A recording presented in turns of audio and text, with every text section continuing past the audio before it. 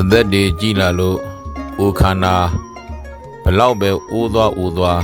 စိတ်ကူတော့အိုးမသွားအောင်အမြဲဂရုစိုက်တတိနဲ့နေပါအသက်တွေကြီးလာတာနဲ့အမျှ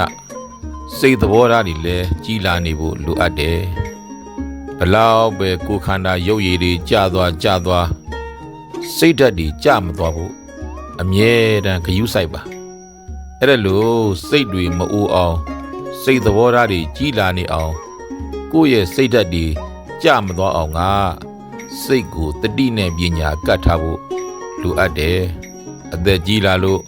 ကိုယ်ခန္ဓာဘလောက်ပဲနာကိုယ်ခန္ဓာကိုယ်ကြောင့်လဲ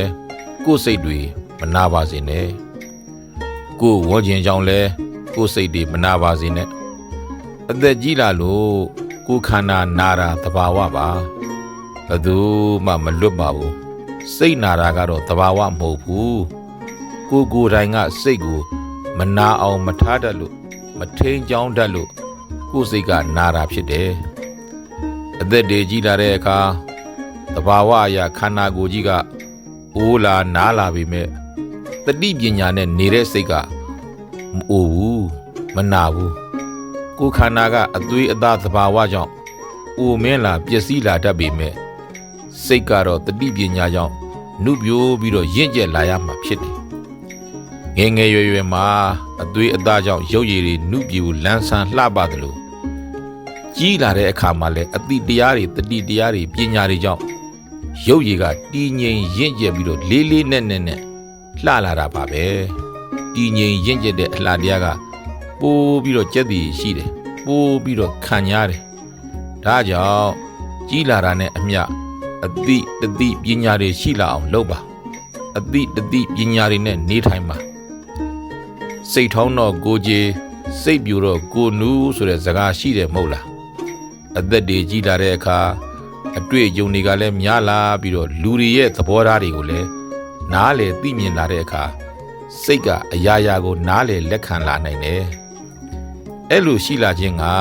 ကိုယ့်ရဲ့ကိုယ်အမူအရာနှုတ်အမူအရာတွေမျက်နှာသွင်းပြင်းတွေကိုနုညံပြီးတော့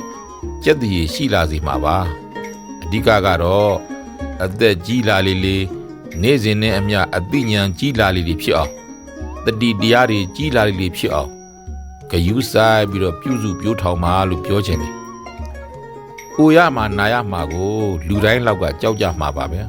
။အိုနှေးအနာနှေးကြဖို့လဲလူတိုင်းကကြိုးစားအားထုတ်နေကြတာပါပဲ။အိုရာနာရာတွေဖုံဖို့ဖိဖို့ကွယ်ဖို့ဝှက်ဖို့လဲလုပ်နေကြတာပဲမဟုတ်လား။ဘလောက်ပဲဖုံဖိကွယ်ဝှက်ဘယ်လိုပဲဖုံဖိကွယ်ဝှက်မရပါဘူးရကိုမရနိုင်ပါဘူးတကယ်ကြိုးစားခြင်းနဲ့တကယ်ကြိုးစားသင့်တယ်လို့ဆိုရမှာကတော့ဥရာကိုဖုံးမှုဖိဖို့ထက်ဥရာနာရာကိုအိုနေအနာနေအောင်ကြိုးစားသင့်ပါတယ်ဥရာနာရာကိုမအိုမနာအောင်လုပ်မရပြီမဲ့အိုနေအနာနေအောင်ကတော့လုပ်ရတယ်ကိုယ့်ရဲ့ပြုလုပ်ပြောဆိုသွာလာနေထိုင်မှုကံတွေကိုကောင်းအောင်ပြုလုပ်ခြင်းကိုယ့်ရဲ့စိတ်တွေကိုမဆင်းရဲအောင်မွေးမြူခြင်းတဘာဝရာသီဥတုနဲ့လိုက်လျောညီထွေအောင်နေထိုင်ကျင့်သုံးခြင်းကိုယ်ခန္ဓာကိုယ်နဲ့တင့်တယ်မျှတတဲ့အစားအစာတွေကိုစားတော့ခြင်းစတာတွေနဲ့ခန္ဓာကိုယ်ကိုအိုနေအနာနေအောင်လုံနိုင်ထိမ့်သိမ့်နိုင်ပါတယ်ဒီခန္ဓာကိုယ်ဟာကံရဲ့စိတ်ရဲ့ဥရုရဲ့အာဟာရတွေရဲ့နဲ့ရှင်သန်နေရတာမဟုတ်လားဒါကြောင့်ကံဆိုတဲ့အလုတ်ကောင်းစိတ်ကောင်းဥရုကောင်းအာဟာရကောင်းတွေနဲ့တင့်တယ်မျှတမယ်ဆိုရင်အိုနှေးနိုင်ပါတယ်အနာလည်းနှေးနိုင်တာပဲအသေးလည်းနှေးနိုင်တာပေါ့နောက်ဆုံးဏီကုန်းကျုပ်ပြောချင်တာကတော့တဘာဝအသွေးအသားနဲ့ကိုယ်ခန္ဓာအိုခြင်းအိုပါစေအသွေးအသားအယိုးကြောတွေမရှိတဲ့ကိုယ်စိတ်တွေကိုတော့အမြဲတမ်းလန်းဆန်းနုပြိုနေအောင်တတိနဲ့နေပါပညာနဲ့နေပါတဘာဝအသွေးသားနဲ့ကိုယ်ခန္ဓာနာခြင်းနာပါစေအသွေးအသားအယိုးအကြောတွေမရှိတဲ့ကိုယ်စိတ်တွေကိုတော့မနာအောင်မကျင်အောင်တတိပညာနဲ့နေပါလို့ပြောကြရင်ဏီကုန်းချိုးလိုက်ချင်ပါတယ်အားလုံးစိတ်ကိုကောင်းအောင်